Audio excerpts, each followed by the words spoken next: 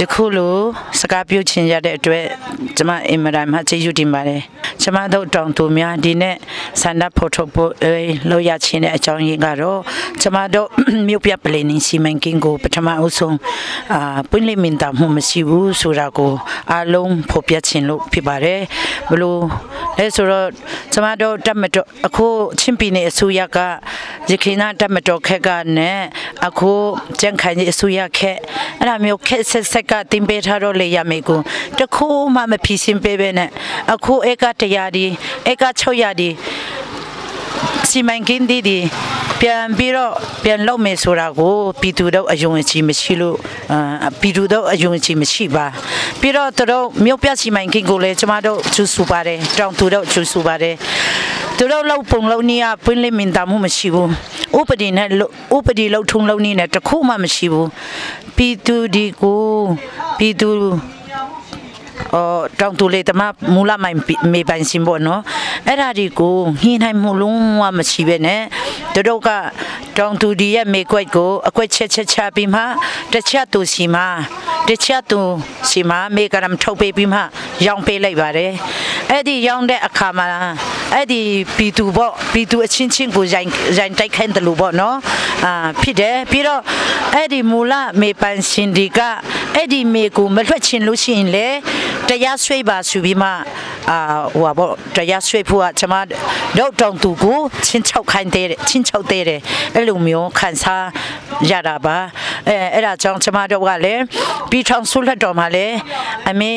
ပြည်ထောင်စုအစိုးရပေါ့ပြည်ထောင်စုအစိုးရရှိမှလည်းနိုင်ငံတော်ကြီးကရှိမှလည်းခဏကြီးလိုက်တယ်ဒီမှာတော့လဲခဏကြီးလိုက်တယ်ပြောလိုက်တယ်ပြည်ထောင်စုဒုသမတအစင်းတော်မှတွားပြီးမှအခုတန်ပြောလိုက်တယ်ဒါပေမဲ့တခုမှအခုထိဖြစ်စင်ပေးမှုမရှိဘူးဘဟုကဘလို့ပြောလဲဆိုတော့ဘဟုအစိုးရကပေါ့နော်ပြည်ထောင်စုအစိုးရကပြည်နယ်အစိုးရကိုလောက်ပိုင်ခွင့်ပေးပေးပြီးဆိုပြီးမှကျွန်တော်တို့ပြောလိုက်တယ်ဒီမှာမေချင်တာကဒါဆိုရင်ပြည်ထောင်စုအစိုးရကဒီမှာလောက်ပိုင်ခွင့်ပေးတာတို့ကြိုက်တယ်လို့လောက်မလားဥပဒေအတိုင်းလောက်မလားဆိုတာကိုမေခွင့်မေချင်ပါတယ်တို့ဒီမှာလောက်ပိုင်ခွင့်ပေးပြီးဆိုပြီးမှတို့ကတင်ပေးထားတဲ့ကိုကျမတို့ကိုလုံးဝကရုမဆိုင်တော့ဘူးဘလို့ပြန်ပေးရချင်မလဲနော်အဲ့လိုပြဿနာတက်ပြီးအဲ့ဒါကြောင့်ကျမတို့အခက်ခဲများစွာကြုံတွေ့ရလို့အခုနာကျမတို့ရိုက်ကတော့ဒီစခုလိုပဲစီတန်းလေးခွင့်ပဲကျမတို့ရိုက်ရဒါကြောင့်အမျိုးဖို့ဆန္ဒဖော်ထုတ်ခြင်းဖြစ်ပါတယ်တောင်သူဒီကိုပွန့်လင်းညှိနှိုင်းစေချင်တယ်ပြီးတော့အမှန်ဆိုလို့ရှိရင်မနေ့ကလည်းဝင်ကြီးချုပ်ကအတားကြီးတယ်လောဘကြီးတယ်အဲ့နာမျိုးတောင်သူကိုခဏပြောတယ်အခုတောင်သူတွေကလောဘကြီးတာမဟုတ်ဘူးသူတို့ပဲလောဘကြီးတာသူတို့တောင်သူမေပိုင်တမြောက်ကိုအကုန်လုံးယူချင်တာကျမတို့ညှိနှိုင်းလို့ရှိရင်အတိုင်းတာလေးကိုဘောစဉ်းစားပေးလိုပါတယ်အခုတော့ဘာမှသူတို့မေကွက်လေအကုန်လုံးတင်ပေးလိုက်ပါတယ်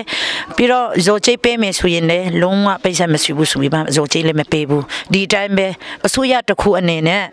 တောင်သူလေးသမားများကိုအမျိုးပေါ့နော်ဘဝထူထောင်ပေးမယ်အစားကျမတို့ဘဝအသိမွေးချောင်းအသိမွေးရန်ဆောင်များကိုဖျက်ဆီးပေးတယ်လို့ဖြစ်ပါတယ်